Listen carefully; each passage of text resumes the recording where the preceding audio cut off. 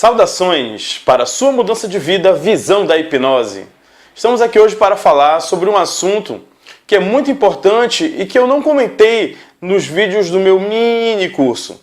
Eu não falei sobre pseudo-hipnose e hoje vamos falar justamente sobre isso. E o que vem a ser isso? Pseudo é um prefixo que deriva do grego que significa falso ou mentira.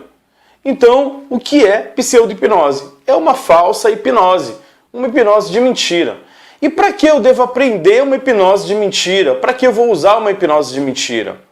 Antes de eu dizer para que eu usar, que seria quando e por que e de que forma usar, eu vou falar um pouco dos exemplos. As pseudo-hipnoses são aquelas que vocês já ouviram falar, já viram vídeos onde você faz aqui dedos magnéticos, mãos coladas, entre muitas outras. E por que isso é uma hipnose falsa? Bem, ela é uma hipnose falsa, a pseudo-hipnose, esses manuseios aí de dedo magnético, mãos coladas, entre outros, eles são, na verdade, efeitos do corpo da pessoa naturais. Isso nós chamamos de efeitos fisiológicos. Fisiologicamente, existe uma resposta no nosso corpo a várias situações. Nos dedos magnéticos, por exemplo, se você faz isso, une as mãos, coloca os dedos para cima. Se você tentar separar, eles naturalmente vão querer se aproximar por causa da posição da mão, a tensão da musculatura com os tendões. Tudo isso vai fazer com que eles tendam a se unir novamente.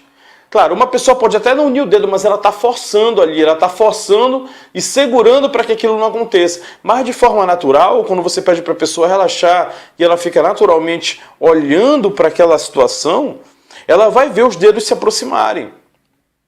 E como naturalmente nem sempre é a mente dela, mas sim o corpo que está fazendo por uma questão fisiológica, isso passa a ser uma pseudo. E daí já vem a importância da pseudo-hipnose em muitas situações. Quando você usa pseudo-hipnose, a pessoa não sabe exatamente o que é pseudo. Como ela não sabe que é pseudo-hipnose, ela acredita que é o efeito da mente dela, de acordo com a sua oratória no pré-talk ou no momento que você está realizando aquela ação. Ela acreditando, cai num fator que é real, que é o loop hipnótico, que já foi falado num outro vídeo. Você tem a crença, daí ele vai gerar... A crença está relacionada com a imaginação, com a fisiologia, com a experiência e depois volta para a crença. E nesse ciclo a pessoa olhou, ela não sabe que é pseudo, não sabe que era normal do corpo dela, fisiológico dela executar aquilo e de repente acontece. Então ela reforça a ideia dela da hipnose. As pseudo-hipnoses, elas vão ser... Quando é que elas vão ser usadas e de que forma usar? Elas vão ser usadas... Quando você quiser introduzir o assunto com alguém, com várias pessoas, você pode pedir para elas fazerem em grupo. E fazendo, elas vão perceber que a coisa vai acontecer, mas elas não sabem que é fisiológico. E você consegue estar dominando aquela situação com mais facilidade. Com mais de uma pessoa. Pode fazer com uma pessoa? Pode. Fazer com uma pessoa também. Então, existem muitas situações aí. Para várias pessoas é interessante usar a pseudo no início. Para depois que elas estiverem convencidas um pouco mais sobre a hipnose, você consegue usar a hipnose propriamente dita. Exemplos eu falei aqui, eu tenho os dedos magnéticos, mãos coladas. Gostaria de falar mais alguns exemplos para vocês, mas unindo com uma outra coisa que eu acho muito interessante. Como pseudo-hipnose é baseada praticamente na fisiologia do sujeito, eu gostaria de relacionar um exemplo que você pode usar fora do comum para cada sentido. Digamos que os sentidos aí são 5. Eu vou colocar até um sexto. Visão, audição, paladar, olfato, gustação e o equilíbrio. Vamos usar o equilíbrio. Pseudo-hipnose para visão. A pessoa está ali naquela posição, os dedos magnéticos de qualquer forma, você olha, é impressionante, eles começam a se unir. Isso é uma forma de enganar a sua mente utilizando a sua visão. Uma outra interessante, para equilíbrio, falando do equilíbrio, pede para as pessoas unir os pés, mantém ela ali e segurando nela pede para ela fechar os olhos.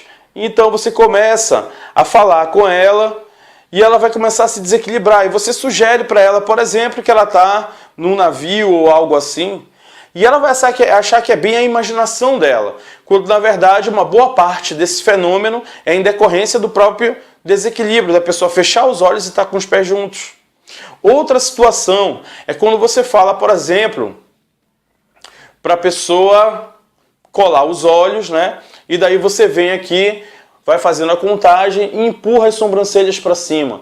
Você está passando para ela o que seriam informações táteis, talvez, porque são receptores aqui, né? Você está passando para ela a informação para o sistema nervoso central, para o cérebro dela, de que ela vai abrir os olhos com esse grupo de músculos, e na verdade não é isso. Ela não usa esse grupo de músculos aqui para abrir os olhos. Só que quando você conta e diz assim, colados, totalmente colados, ela não consegue abrir porque ela joga a sobrancelha para cima. Então isso é pseudo-hipnose também. Uma outra relacionada a tato que eu acho interessante é quando você pega para a pessoa esfregar, para se concentrar só num foco. Ela se concentra e ela vai se concentrar tanto que ela vai sentir entre as mãos uma energia. Uma energia como se estivesse sendo acumulada e formada entre as mãos. Enquanto ela faz isso, você fala isso e reforça a ideia. Quando ela faz isso aqui, ela sente uma energia, como se fosse uma bola de energia. Repara que eu estou falando, ela sente, ela não vê. Ela sente. E realmente, com o fluxo sanguíneo, você sente muito mais na palma da mão esse efeito. Esse é um exemplo também de pseudo-hipnose através do tato. Um outro exemplo que serviria em relação ao olfato. A pessoa passa uma essênciazinha no pulso de algum odor, ela já sabe qual é o odor, ela vai falar para a pessoa que vai colocar ela em trânsito e tal, pede para fechar os olhos e começar a imaginar tal objeto, uma rosa, por exemplo, e daí imaginar a rosa e a qualquer momento consegue sentir o odor da rosa e aproxima um pouco o odor da rosa. Na verdade, você está usando uma característica fisiológica, a pessoa de olhos fechados vai sentir um pouco desse odor e ela se convence cada vez mais, entrando no loop hipnótico. Então isso também é pseudo-hipnose. Em relação ao paladar, eu acho que foi o único que faltou de todos que eu falei, né? Visão, tato, olfato, audição. Audição também não falei, mas o paladar. O paladar, você pode aproveitar um momento onde a pessoa tomou ali um vinho ou comeu um abil que deixa a boca toda adstringente, meio preguenta. E depois de um tempinho, ela pode esquecer que comeu aquilo ali, vocês vão conversando, vai passando, e a boca fica com um resquício daquilo. E você vai, faz o que fosse a indução, dizendo para ela fechar os olhos e imaginar, e daí você sabe que a boca dela ficou com um resquício daquilo que ela se alimentou. E daí, na hora ela pode não lembrar, como ela pode lembrar, mas ela não lembrando, isso passa a ser um reforço positivo muito grande para funcionar a indução. Claro, pessoal, eu estou dando sugestões de como vocês podem, num momento totalmente adverso, fazer isso. Utilizando a loção, utilizando a ideia do que a pessoa comeu sem ela perceber. Isso tudo é pseudo-hipnose porque é falsa hipnose, mas pode levar ao início do ciclo do loop hipnótico, que faz com que a pessoa vá renovando a crença dela e possa aceitar o trânsito com muito mais facilidade. Dos exemplos que eu dei, acho que só faltou falar da audição. E daí você pode usar vários recursos, talvez mostrar para a pessoa que não tem nada na mão, pede para ela fechar os olhos e relaxar. E quando você começar a fazer do lado da cabeça dela, você vai fazendo assim com a mão para ela perceber que está os dedos. E alguém lhe passa, por exemplo, um copinho plástico só para você fazer. Antes de você fazer o barulho, você sugere para a pessoa que está ali de olhos fechados que com a mão, bem devagar, ela começa a ouvir como se tivesse alguma outra coisa na mão, e daí você movimenta, pode ser um copinho plástico, outro utensílio que vai fazer um barulho, mas de forma muito discreta. O importante é que a pseudo ela usa características fisiológicas e então ela requer sutileza. E isso realmente tem que ser um pouco praticado. Agora, aquelas pseudo-hipnoses mais comumente usadas, dedos colados, mãos coladas, dedos magnéticos, até o próprio exemplo do livro e dos balões, onde você diz para a pessoa colocar os livros na mão que é contradominante, ela vai pesar muito mais. Isso é um pouco de pseudo. O importante é que você consiga pegar o momento certo para fazer isso e gere o loop hipnótico na pessoa. Agora sim, não é só fazer a pseudo para ela começar o loop. A pseudo-hipnose também serve para que você perceba o quanto a pessoa está usando de imaginação ou não, o quanto é fisiológico ou não, porque algumas pessoas, logo nesse momento que você vai querer fazer a pseudo, já entram no transe direto, porque são bastante suscetíveis.